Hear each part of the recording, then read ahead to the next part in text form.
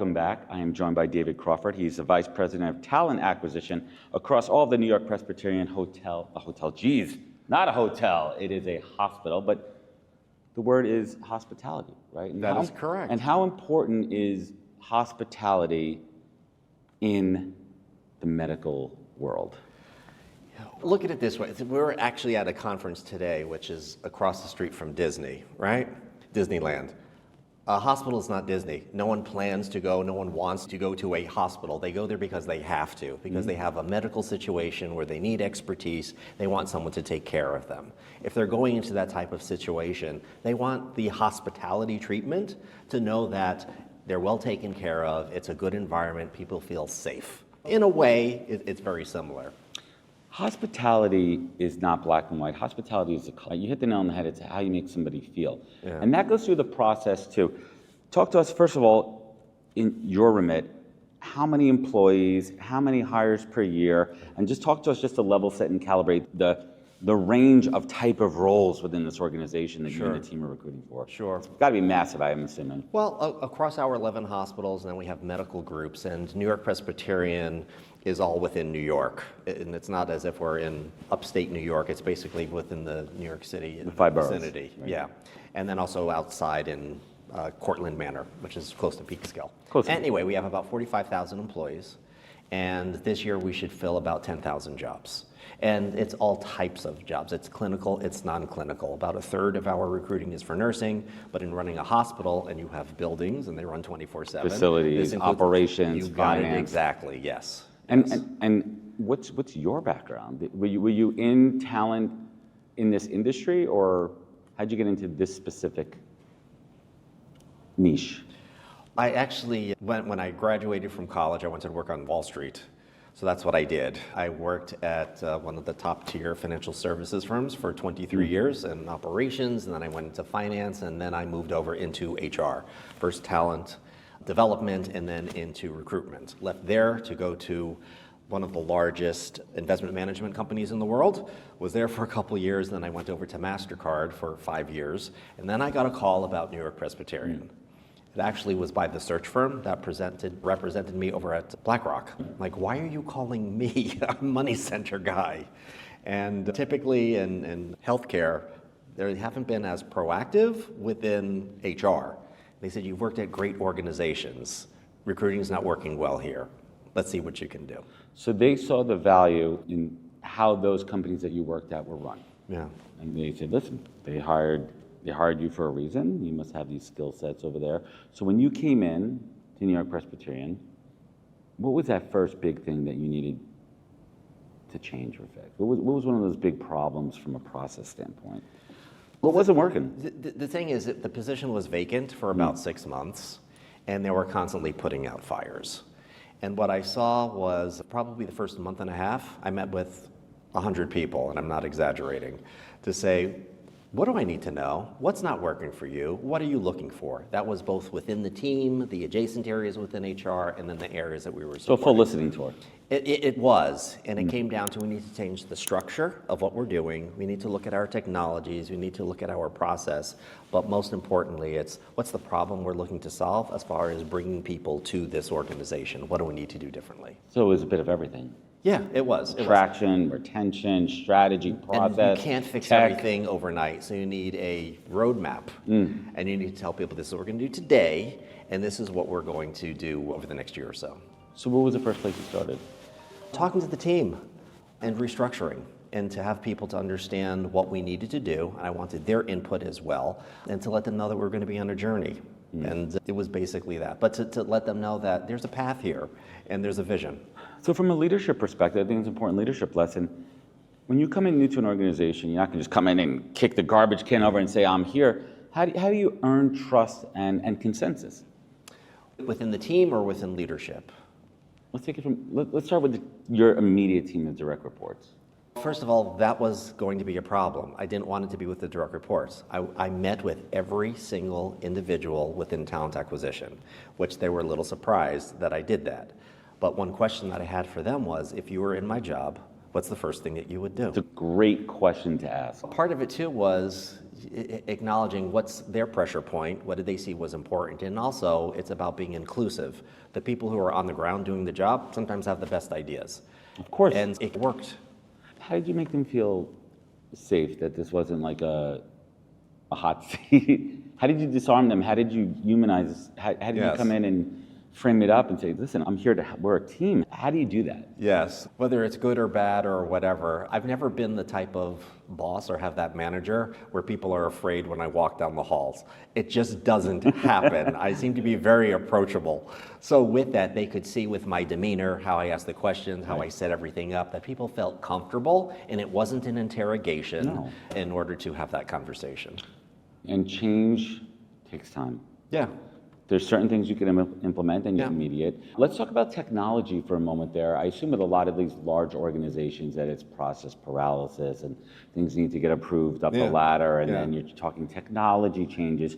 What was one of those immediate or very quick tech pieces that you needed to change in the tech stack? With one of them, it was using a different applicant tracking system. The reason why I'm saying that is we're working towards eventually moving to a different HR system, and that particular HR system had an ATS module in addition to the other ones that we eventually picked up as well. I was concerned about the integration between having one system that's connected and another one that was not. The other piece is the team helped to build that applicant tracking system, how it was configured, which meant they were too vested into it, and they felt that they were working with the vendor as far as making the customizations, and I'm like, that's not your job. What we want to do is to push that off to the side. That was one thing that actually took place. How do you manage it? This is very interesting too, because you mentioned before, there's clinical, there's nursing, there's so many. How do you manage different recruiters where there's different skill sets and there's also different sourcing, right? I assume there's hourly employees. Sure. There's all the way from different levels within an organization. Yeah. How do you manage such a diverse workforce from a skill set of recruiters? Well, but also keep them together. Some of our campuses are union, so we have to deal with the collective bargaining agreements. It's more than one union. There are different contracts. There are others that are non-union positions. And as you mentioned, there's the variety.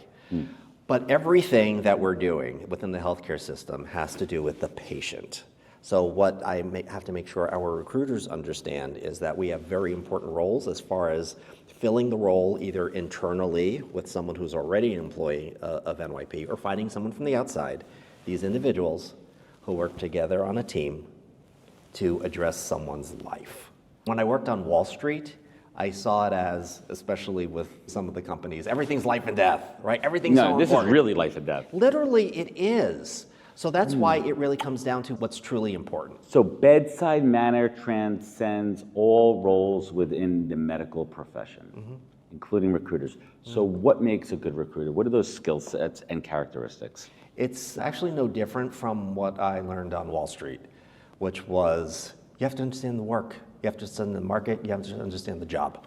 So what's made the recruiters especially efficient is you're not going to, especially these days, you're not going to understand your job by doing it through Zoom. No. You have to show up in the hospital because the things that you will learn, the things that people will say, won't be done over a virtual type of situation. Wow. So I've never been a supporter of having recruiters work solely remotely. That's just not me.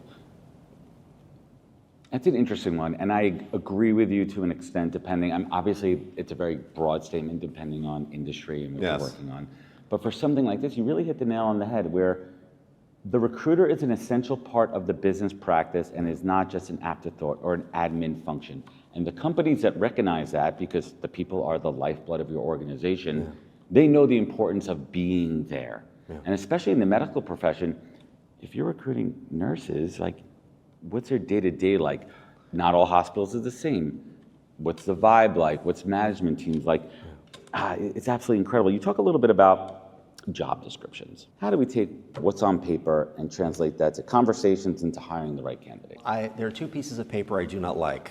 One's a job description, the other one's a resume. And we're supposed to match the two. The reason why, and there's usually things that are dusted off, they're just put out there, how do you get this thing out? And realistically, if you go on Indeed, if you go on LinkedIn for jobs, they all read the same. The conversation that a recruiter has to have with a manager is, I say, I've read the job description.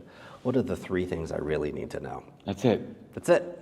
And then once you know those 3 things, that helps you to construct the search as far as the profile, how the hiring manager is going to decide what the priorities are, and also what's really important is how the hiring manager is going to use his or her time. Absolutely. So let me ask you this, how you interview. We're going to get into some real good stuff over here for a moment. I assume by the time at your level, when you have to interview somebody, I do. they already have the skill sets on paper and the experience. So when they get to you, you're evaluating character, values. They are going to be a value add to the organization. How do you assess that? I actually, and this is even when I worked outside of healthcare, if I'm the recruiter, I meet with the candidate first, not later in the process. And I've hired for all different types of jobs, with the head of compliance or legal or head of finance or a chief medical officer, you name it. I've never done any of those jobs. What candidates are looking for is, do you understand the strategy of the organization, the mission, and the corporate culture? And what I'm looking for is, do you understand what we stand for and the type of person that we're looking for to perform this role? Because it comes down to the culture is what it is. Either people gravitate towards it or away from it. And it's fine if this is not your cup of tea. But with that, I just want to make sure, and with that, when I'm having the conversation, it's how can I help you? I do realize there are 2 decisions to be made. One is going to be, do we want to hire you? The second, do you want to join us? I've been doing this a long time. I have no time for not being totally transparent. And I respect that people have decisions to make. David, what's keeping you up at night as a business leader? Nothing's keeping me up. I work really hard. I sleep really well. No, but seriously, I think it comes down to the market changes. We were incredibly busy during COVID. Yeah, we were exhausted. And in New York especially, since you're a New Yorker, we got it first in the United States, basically, when we were seeing 100 patients coming in a day. And with that, we didn't have enough workers. We had to get more temporary help coming in. Our own people were getting sick. And as you knew, the rules were changing. Do you wash your groceries when you bring them in or not? We didn't have a vaccine at the time. Crazy to think about that, by the way. It was very stressful. So we've obviously advanced a bit beyond that. But what it comes down to now is, how do we not only find people externally, how do we upskill, reskill, move our people into jobs and provide the information so they know how to do it, either through additional education so they can get a license or a certificate or some type of registration. So many companies need to look inside first before they hire. How do you take your current employees who are hand raisers or have shown an interest? They already enjoy working there. How do you keep them there? Retention, and it costs so much more money to hire somebody from the outside versus the inside. Let's leave us with this. How do you keep your finger on the pulse of what's happening outside of this NYP bubble? How do you keep yourself sharp? How do you be a consistent learner in life? How do you stay connected to tech and the industry? Yeah, I walk outside. I leave the office. No, seriously, I attend conferences. Yeah. I talk to people who work in different parts of the country, small healthcare organizations, large healthcare organizations, people in adjacent industries, to find out what their concern is. And what I find is that there are a lot of commonalities, but there are different approaches.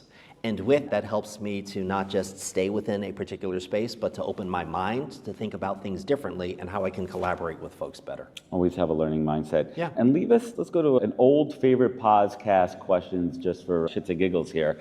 What is the best piece of advice that you have received that you take action on daily at work? It's something that I saw in a fortune cookie a number of years ago, which was, help, I'm trapped in the fortune cookie factory. There's my dad joke for the day. I'm done, I'm out. the early bird catches the worm, but the second mouth gets the cheese.